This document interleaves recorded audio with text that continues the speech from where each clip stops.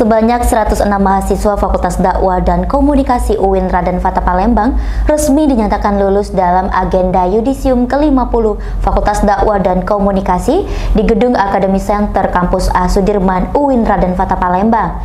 Mereka berhak menyandang gelar Sarjana Serata 1.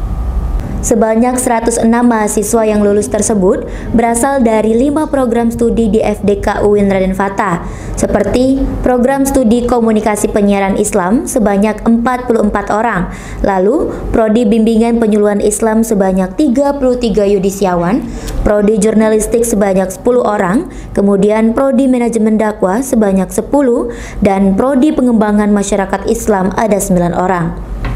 Dalam kesempatan itu, sebanyak 11 mahasiswa mendapatkan penghargaan dari Sivitas FDK UIN Raden Fatah Palembang, baik prestasi di bidang akademik maupun non-akademik.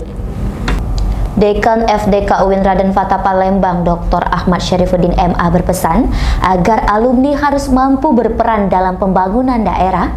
Dengan begitu, ilmu yang sudah diperoleh selama mendapatkan pendidikan di perguruan tinggi bisa diimplementasikan. Sementara itu, Kepala Bidang Pembinaan Guru dan Tenaga Kerja Kependidikan KTK Dinas Pendidikan Kota Palembang, Sri Mariati SPD MSI mengharapkan para alumni bersinergi untuk membantu pemerintah dalam membangun Kota Palembang yang lebih baik.